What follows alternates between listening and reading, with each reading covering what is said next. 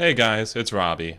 Let's cut to the chase. The 21st century has brought many new musical innovations, and metal has in no way been immune. Case in point, one new genre has emerged as a result of a combination between two genres that, at first glance, might seem completely unrelated. That's exactly what I'll be covering in today's video, Beginner's Guide to Blackgaze. Blackgaze came to be as a fusion of two styles of music, one of which being shoegaze. Shoegaze is a subgenre of alternative rock, originating in the United Kingdom with a strong emphasis on ethereal sound quality. There's heavy use of guitar effects such as reverb, distortion, and feedback to create sort of a wall of sound effect. Vocals are usually dreamlike and difficult to decipher. Landmark albums in this genre include Souvlaki by Slowdive, Heaven or Las Vegas by Cocteau Twins, and possibly the genre's most widely acclaimed album,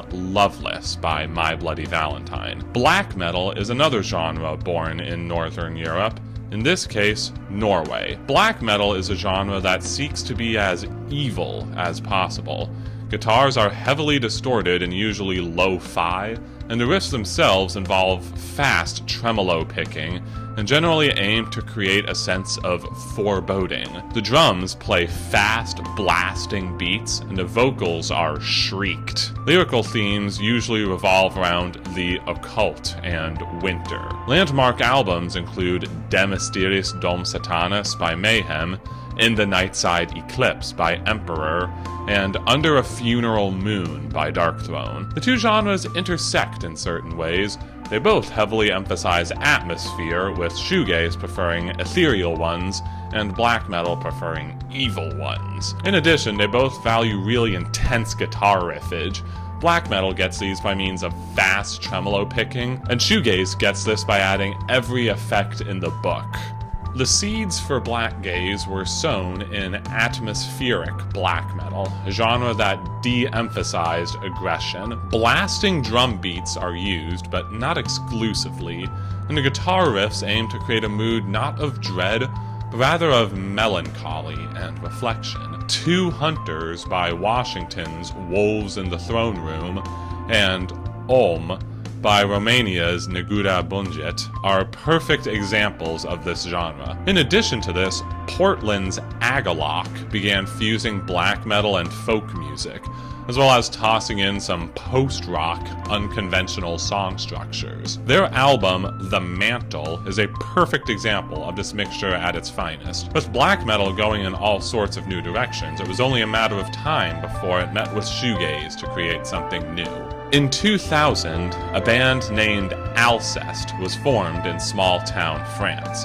It consisted of Stéphane Neige Pot on vocals, rhythm guitar, and drums, Agnor on lead guitar, and Argoth on bass. In 2001, they released a demo, Tristesse Hivernale, that was very much conventional black metal. Shortly after, Agnor and Argoth both departed, leaving Neige to continue the group as a one-man band. In 2005, he released the Les Secrets EP. While it didn't receive much attention at first, and wouldn't until the 2011 re-release, this was the release that, for most people, made Blackgaze a thing. It fused shoegaze etherealness and melodies with black metal shrieking and pounding guitar. It also helped that, on top of being good at screamed vocals, Neige is also a really good, clean singer. In 2007, Alcest would release their full-length debut album, Souvenir d'un autre monde, proving that the genre was more than just a one-time experiment. They continue to release new music to this day,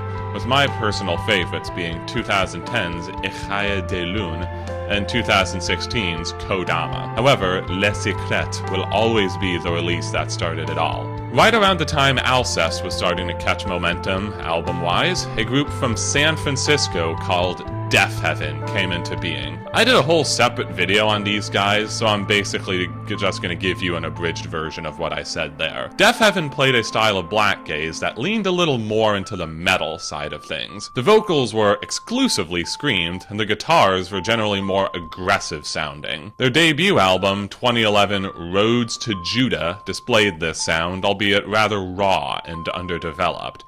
It was their sophomore effort, 2013's Sunbather, that they really found their sound. The album perfectly mixes moments of shrieked vocals and blasting drums with moments of beautiful, clean guitar atmospheres. Alcest might have invented Blackgaze, but this was the album that brought the genre into the metal mainstream and gave it legitimacy, with Sunbather receiving critical acclaim from outlets like Rolling Stone, NPR Music, and Pitchfork. So Deafheaven and Alcest are definitely the two most influential bands in the Blackgaze genre. However, I would be doing you guys a disservice if I didn't mention some other bands that I really think are worth checking out. Hailing from Ireland, Altar of Plagues unfortunately only released 3 albums before disbanding in 2013, but each of those 3 albums is spectacular. The first 2, White Tomb and Mammal, are great examples of grand, atmospheric, epic Blackgaze, with each of them being around 50 minutes in length despite only having 4 songs. On their third and final album, Teased Glory and Injury,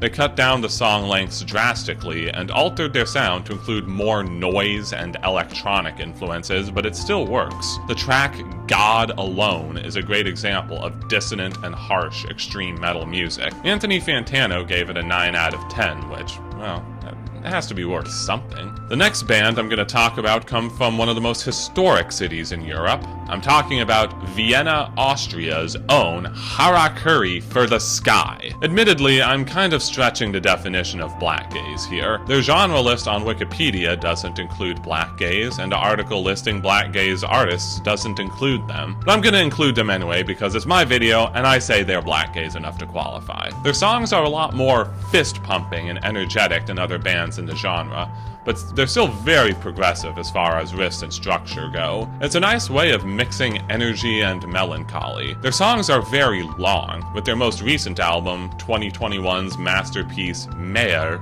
being 94 minutes over 2 discs. They're definitely a band that requires your attention for a long period of time. If you can focus for that long, though, you're in for quite a treat. The last band I'm going to talk about is Belgium's Oathbreaker. Given that they come from a country with no reason to exist, these guys make some pretty killer music. One thing that makes them stand out is that they have a female singer, and her vocals really are something special, both screamed and sung. Obviously, that's not to say that the rest of the band doesn't bring their A-game. The heavy, soft contrast is done masterfully in their songs. They're not incredibly active anymore, and Encyclopedia Metallum has them listed as on hold, but they did put out a new single 2 years ago, so hopefully that's a sign they're working on a new release. I would strongly recommend checking out their 2016 album Rhea if you want to hear them at their best. So there you have it. For a genre that didn't fully exist 20 years ago,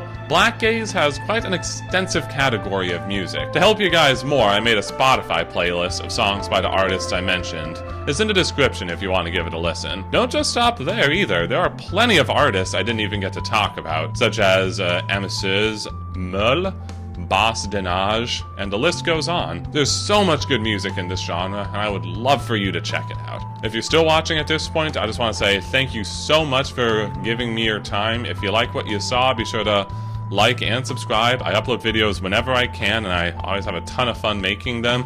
Hopefully you have a ton of fun watching them. If you have an idea for a topic you want me to cover in a video, leave it in the comments. Who knows, maybe I'll get to it. I'm RobbieJ2734. I will see you when I see you next.